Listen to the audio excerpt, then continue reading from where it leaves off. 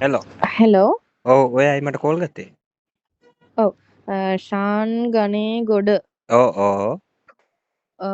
ඔයත් එක්ක මට කරුණු කීපයක් ගැන කතා කරන්න පුළුවන්ද? ඔව් ඔයා දැන් ඉරිකාන්න අයියට ගත්තා නේද? ත්‍රිකුණමලේ ඉන්න.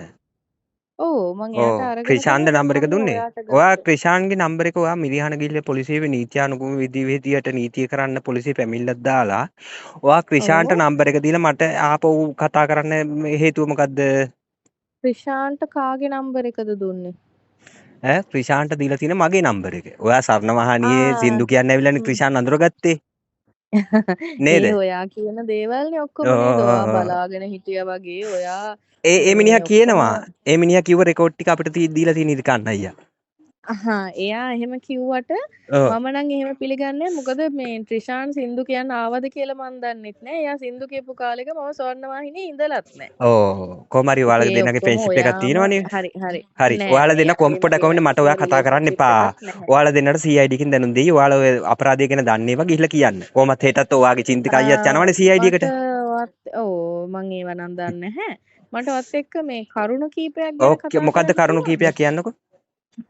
හරි පළවෙනි එක මං ඔව්. අහන්නේ ඔයා මේ දැන් මට පන්න ගහන්න මොකද්ද මාත් එක්ක පන්න තියෙනවනේ පන්න ප්‍රශ්නේ. ගහන්න කියන්නේ ඉතින් ඔයාට පොලිසියෙන් විස්තර ටික දීලානේ ඔක්කොම. ඔයාට කොහොමද පොලිසිය දැන් ඒකද විස්තරයක් ඔයාට තියෙන පරීක්ෂණයක් ප්‍රශ්නේ. කරන විස්තර ටික කොහොමද ඔයාට දෙන්නේ?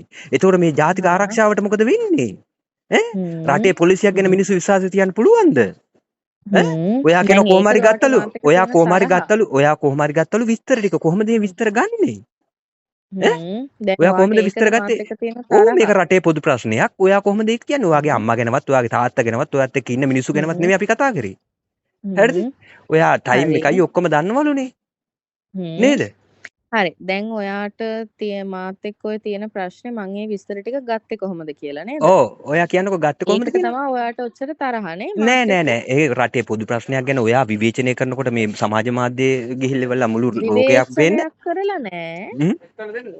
විවේචනයක් කරලා ඒ නැහැ. විමර්ශන වෙන පැත්තකට යවන්න අනිත් එක ඔයාගේ රෙකෝඩ් එක අහපු ගමන් ඔයාට හිතාමතාම ඔයා වෙනත් පැත්තකට යොමු කරන්න හදනවා තව පුජ්‍යලෙක් ගිනාවලු ඉතින්ට එතකොට රෑ 9යි ගානකට කොහොමද දානවා වගේ එතන ඔයා පොයින්ට් එකක් තියෙනවනේ ඔයා ඒ පොයින්ට් ඔක්කොම මම පෙන්නන්නම් වෙලාවට පස්සේ හරිද හ්ම් හරිද ඔය හ්ම් පිම්පියොන්ට බය වෙන එකෙක් නෙවෙයි ෂාන් ගණේකට කියන්නේ හරිද ඔයා ඔයාගේ සංගණයකට නෙමෙයි නේද ඈ සඳුන් ඒ නේද මගේ ඔයා? අයියාගේ ඒකටත් මම නඩුවක් දාලා තියෙන්නේ හැම නඩුවක්ම ආහා. තියෙන්නේ චාමරතරු මදුශාංක නොහොත් ශාන් ගණේගොඩ කියන නමට මගේ අයියාගේ ආහා. හැඳුනුම්පත හැමතැනම දාලා අපහාස කරපු එකට වෙනම නඩුවක් යනවා මානව හිමිකම් යටතේ තවත් ඒක ආහා. ප්‍රදර්ශනය කරන ඔයාලටත් ඒක වෙනවා හෙට රටේ හ්ම්. නීතියක් තියෙනවනේ අවිනීතිය තියෙන්නේ එතකොට නැති ඔයාලගේ ඔයාට දේශබන්දු විරුද්ධව කාලේ කොහෙවත් පැමිණිල්ලක් යන්නේ නෑ නේද? පැමිණිලි තියෙනවා ඒ පැමිණිලි තියෙන්නේ මැති ඇමතුරුන්ට කතා කරානේ මුළු ලංකාවේ ඉන්න ඔක්කොටම ආහා. 225ටම මම කතා කරලා තියෙනවනේ පාර්ලිමේන්තු ආහා. හිටපු 225ටම කතා කරලා තියෙනවා හරි හරි.